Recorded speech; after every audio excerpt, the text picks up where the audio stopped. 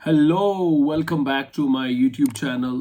आज की वीडियो में मैं बात करने जा रहा हूँ रिमेनिंग क्वेश्चंस की। As I told you in last video कि मैंने बहुत सारे स्टूडेंट्स जो रिजल्ट का वेट कर रहे हैं, जिन्होंने एडमिशन अप्लाई किया हुआ है फॉर स्वीडन, उनसे मैंने क्वेश्चंस पूछे। आहिस्ता आहिस्ता रिप्लाई आ रहे हैं, तो I will keep making videos to clear all the questions, क्योंकि मैं चाह रहा हूँ कि एडमिशन रिजल्ट आने से पहले पहले आपके माइंड में क्लैरिटी होनी चाहिए कि हमने अगर स्वीडन जाना है या किसी और कंट्री में जाना है तो it should be clear in your mind कि ये रीज़न है जिसकी वजह से हमें स्वीडन में जाना चाहिए, वीज़ा अप्लाई करना चाहिए, और ये रीज़न है जिसके लिए हमें स्वीडन को रिजेक्ट करना चाहिए। तो आज की वीडियो स्टार्ट करने से पहले again I will request you, please subscribe this channel. In upcoming days, you will get more videos on scholarship, admission, and visa application, and tips and tricks how to crack visa interview. क्योंकि अभी Swedish embassy ने जो है वो almost हर student का जो interview लेना शुरू कर दिया है, तो इसलिए ज़रूरी है कि आप अप टू डेट रहें और आपके पास इतना नॉलेज हो, इतना कॉन्फिडेंस हो कि आप जब वीज़ा ऑफिसर के सामने बैठे हैं तो आप उसको ये श्योरिटी दिला सकें कि you are going for study and then you will go for settlement. First priority is study. तो अभी स्टार्ट करते हैं अपने क्वेश्चंस के बारे में। सबसे पहला क्वेश्चन जो रिसेंटली मेरे से पूछा गया, रीफंड पॉलिसी, कि रीफंड ट्यूशन फी पे कर देते हैं तो उसकी रीफंड पॉलिसी क्या है। उसकी पॉलिसी बिल्कुल क्लियर है कि आपको ट्यूशन फी मिल जाएगी विद इन 14 डेज। उस पर डिडक्शन होती है 10 to 20%। एक चीज होगी। दूसरी चीज ये है कि किन किन सर्कमस्टांसिस में रीफंड पॉसिबल है। तो रीफंड सबसे ज्यादा जो कह लें कि एक ऐसा रीजन है जिसपे यूनिवर्सिटी आपको ना नहीं कर सकती, वो है वीजा रिजेक्शन। अगर किसी स्टूडेंट का वीजा रिजेक्ट हो जाता है तो उसकी ट्यूशन फी जो है वो पक्की रिफंड होती है। One thing. सेकेंडली, अगर कोई आपको फॉर एग्जांपल आपने फीस पे की है और वीजा अप्लाई कर दिया है या वीजा लग भी गया है, लेकिन आपके कुछ फैमिली या कंट्री के ऐसे सर्कमस्टांसिस हैं कि आप ट्रैवल नहीं कर सकते, उस केस में भी आपको रिफंड मिल सकता है डिपेंडिंग ऑन यूनिवर्सिटी। लेकिन पर्सनल सर्कमस्टांसिस, जैसे किसी के खुदा ना करे फैमिली में कोई डेथ हो गई है या फैमिली में इस तरह का कोई मसला हो गया या उसके पर्सनल हेल्थ इश्यूज है, तो उस पे मैंने देखा है कि यूनिवर्सिटी बहुत इजीली रिफंड कर देती है। मेन क्वेश्चन जो इस पे रिफंड पे मेरे से पूछा गया था वो ये था कि हम एक स्टूडेंट हैं जो कि 2-3 जगहों पे अप्लाई कर रहे हैं। अब उनका ये था कि अगर हम स्वीडन की भी फीस पे कर दे, दूसरी जगह की भी फीस पे कर दे, तो बाद में वीज़ा जो है अप्लाई करने से पहले पहले हम डिसाइड करें कि दूसरी जगह पे जाना है, स्वीडन नहीं जाना, तो क्या हमारी फीस रिफंड हो जाएगी।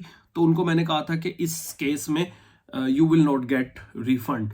जिन केसेस में रिफंड मिल सकता है वो मैंने आपको बता दिए हैं। अभी बात कर लेते हैं अगले क्वेश्चन के बारे में। तो अगला क्वेश्चन ये है कि कितना लेट ट्रेवल कर सकते हैं वीजे की वजह से या किसी और इशू की वजह से। तो नॉर्मली यूनिवर्सिटी जो है वो 1 to 2 वीक आपको रिलैक्सेशन देती है from your orientation day. Orientation day होता है कि आपके जब प्रोग्राम स्टार्ट करना है उसके फर्स्ट वीक में, फर्स्ट सेमेस्टर के फर्स्ट वीक में ओरिएंटेशन डे होता है। उसमें आपको पूरी यूनिवर्सिटी वो घुमाते हैं। एक स्टूडेंट यूनियन होती है, वो आपको डिफरेंट एक्टिविटीज करवाते हैं ताकि आप एक दूसरे को जान सकें, लोगों को मिल सकें। जितने भी स्टूडेंट आपके बैच में ज्वाइन कर रहे हैं यूनिवर्सिटी को, उनसे आपकी थोड़ी सा इंटरेक्शन करवाते हैं। इस वीक में आप अगर ज्वाइन नहीं कर पाते, इट्स ओके, इससे अगले वीक भी रिलैक्सेशन मिल जाती है। बहुत सारे लोगों को जो मेरे सर्कल में थे स्वीडन में या अभी भी मेरे सर्कल में है जर्मनी या स्वीडन में, उनको 1-2 वीक की, 3 वीक की भी रिलैक्सेशन मिली है depending on situation and individual university. उनकी अपनी पॉलिसी होती है, वो उसके अकॉर्डिंगली डिसीजन करते हैं।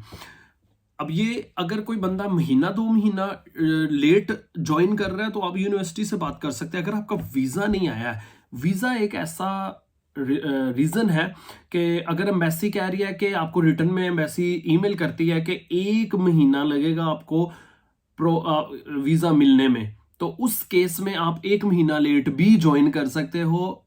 But first you have to get permission from university. जैसे जैसे आपका केस आगे बढ़ता है, आप यूनिवर्सिटी में जो आपका प्रोग्राम कोऑर्डिनेटर या प्रोग्राम असिस्टेंट होता है, उससे आपको कुछ ईमेल्स आई होती हैं ऑलरेडी, तो आप उसके साथ इन कांटेक्ट होते हो। अगर नहीं भी हो तो अपने प्रोग्राम की यूनिवर्सिटी की वेबसाइट पे जाओ, वहां पे अपने प्रोग्राम की वेबसाइट पे जाके आप चेक कर सकते हैं प्रोग्राम कोऑर्डिनेटर कौन है। उसको ईमेल कर सकते हैं कि अभी मेरा वीजे का सीन ये चल रहा है और मैं जो हूँ वो 1 महीना 15 दिन या 2 महीने लेट ज्वाइन करूंगा, तो वो आपको बता सकते हैं। लेकिन नॉर्मल केसेस में 2 week is very normal, 2 week पे वो इतना मसला नहीं करते हैं। इससे ज्यादा हो तो वो डिपेंड करता है सिचुएशन पे एंड इंडिविजुअल यूनिवर्सिटी की पॉलिसी पे।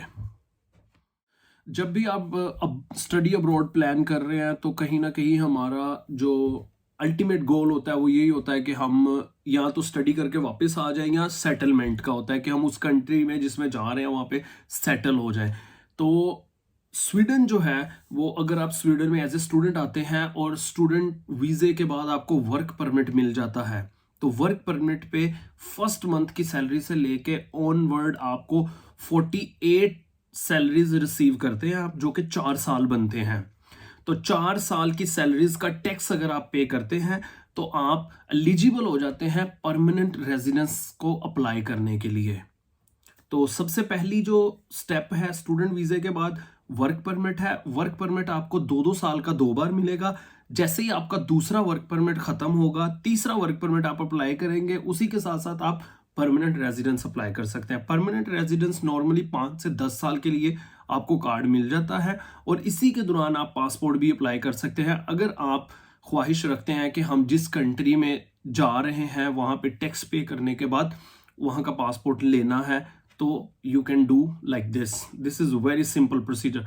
मोस्टली यूरोप की जो कंट्रीज हैं वहाँ पे 4 से 5 साल का टाइम होता है कि 4 से 5 साल टैक्स पे करें, आपको परमानेंट रेजिडेंस दे देंगे। परमानेंट रेजिडेंस ये होता है कि आपको 5 से 10 साल का कार्ड दे देते हैं, जो कि रीन्यू होता रहता है। जैसे ही वो खत्म होता है रीन्यू हो जाता है। बहुत सारे लोग जो मेरे जानने वाले हैं वो इंडिया से थे, तो वो उन्होंने पासपोर्ट चेंज नहीं था अपना किया, इंडियन पासपोर्ट ही रखा था, स्वीडिश नहीं लिया था, लेकिन वो अपने परमानेंट रेजिडेंस जो है उसको रिन्यू करते रहते थे, और उसमें ना आपको कोई अकाउंट शो करना पड़ता है। और वर्क परमिट में भी ऐसे ही है कि आपकी सैलरी ही आपकी बैंक स्टेटमेंट के तौर पर यूज़ होती है, और आप जो है वो रिन्यू करते रहते हैं। मेन चीज़ है कि जब आप यहाँ आते हैं, आप टैक्स का जो एक रूटीन है, जो ट्रैक है, उस पर आपने आना होता है। जैसे ही आप आ जाते हैं तो इवेंचुअली आपने जो है वो 48 महीने टैक्स दे के आप उसको पीआर में कन्वर्ट कर सकते हैं। तो this is very simple rule, और एक सिंपल ट्रैक है जिसको आप फॉलो कर सकते हैं।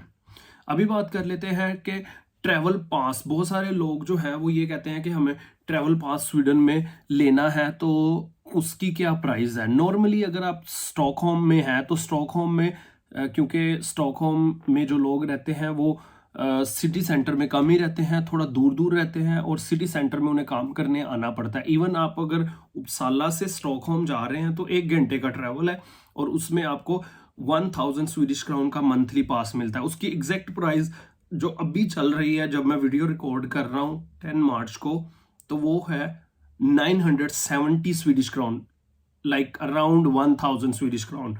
लेकिन ये चेंज भी हो सकती है। इसी तरह दूसरे रीजन्स जो हैं, गोथनबर्ग या माल्मो या उमियो, उनमें भी इसी तरह जो ट्रैवल पास है वो अराउंड 1000 होता है पूरे महीने का। अगर आपने लेना है तो आपको 1000 हर महीने स्पेंड करना पड़ता है।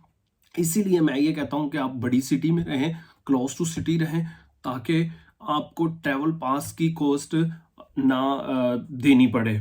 क्योंकि फॉर एग्जांपल अगर आप सिटी में रह रहे हैं, बड़ी सिटी में रह रहे हैं, तो आप 5000 रेंट दे देंगे। अगर छोटी सिटी में रह रहे हैं 3 से 4000 तो रेंट देना ही देना आपने, तो फिर आपको पास लेके वो 5 पे ही पड़ जाएगा। तो better option is choose big city, Stockholm, Gothenburg. Last question है कि स्पोज के वर्किंग राइट क्या होते हैं। अगर आप फॉर एग्जांपल सेकेंडरी एप्लीकेंट आ रहे हैं या स्पोज आ रहे हैं, तो आपको फुल टाइम वर्क अलाउ होगा, आप फुल टाइम जॉब कर सकते हैं। मेन एप्लीकेंट जो है वो स्टडी करेगा, और आप जो है वो जॉब कर सकते हैं और फुल टाइम जॉब कर सकते हैं। और ये एक बहुत अच्छी बात है स्वीडन की, कि स्वीडन स्पोज वीज़ा ऑलमोस्ट साथ ही देता है। और अगर आप टाइमली अप्लाई कर रहे हैं, दोनों एप्लीकेंट प्लस किड्स एक ही टाइम पे अप्लाई कर रहे हैं तो मोस्ट प्रोबेबली आपको जो है वो वीज़ा एक साथ मिलेगा। टाइमली अप्लाई करने से आई मीन के आप लोग फॉर एग्जांपल आपके नेक्स्ट मंथ के स्टार्ट में आपके पास अपॉर्चुनिटी है कि आप ट्यूशन फ़ी पे करें। 30 मार्च को एडमिशन का रिजल्ट पब्लिश होता है, या 5 अप्रैल को जो बैचलर कर रहे हैं उनका होना है, और जो मास्टर के एडमिशन है वो 30 मार्च को हो रहा है। तो इन दोनों का जो एडमिशन रिजल्ट है जैसे ही पब्लिश होता है, अब विद इन 15 डेज जो है वो ट्यूशन फ़ी पे करें और उसके एक हफ्ते बाद वीज़ा अप्लाई कर दें। अप्रैल या बहुत अगर आगे लेकर जाते हैं तो 15 मई तक आप वीज़ा अप्लाई कर दें। जैसे ही आप वीज़ा अप्लाई करते हैं तो विद इन 2 मंथ्स या 3 मंथ्स आपका वीज़ा लग जाता है। तो अगस्त के एंड पे आपको यूनिवर्सिटी को जो है वो जाके वहाँ रिपोर्ट करना होता है। तो बेटर ये है कि वीज़ा टाइमली अप्लाई करें। 1 to 15 मई के दरमियान आपका वीज़ा अप्लाई हो जाना चाहिए, स्पेशली जो वो के फैमिली वाले केसेस है, क्योंकि फैमिली के 3-4 केसेस होते हैं, 3-4 एप्लीकेंट होते हैं, तो वो केस बड़ा होता है। तो 3-4 एप्लीकेंट को उन्होंने इकट्ठे डील करना होता है। अगर आप टाइमली अप्लाई करेंगे तो आपको टाइमली वीज़ा मिल जाएगा, सबको वीज़ा मिल जाएगा और आप इजीली ट्रैवल कर सकते हैं। Thank you very much for watching this video. I try to cover 5 questions in this video. अभी मैं कोशिश कर रहा हूँ कि जो भी स्टूडेंट की कन्फ्यूजन्स हैं उन पे वीडियोस बना दूँ अंटिल 30 मार्च, क्योंकि 30 मार्च के बाद मैंने ट्यूशन फ़ी पेमेंट और वीज़ा एप्लीकेशन और किस तरह से आप अपनी वीज़ा एप्लीकेशन खुद जो है वो सबमिट कर सकते हैं उस पर मैं वीडियो बनाऊंगा। Again thank you very much for watching this video. Stay healthy, stay safe, bye bye, take care.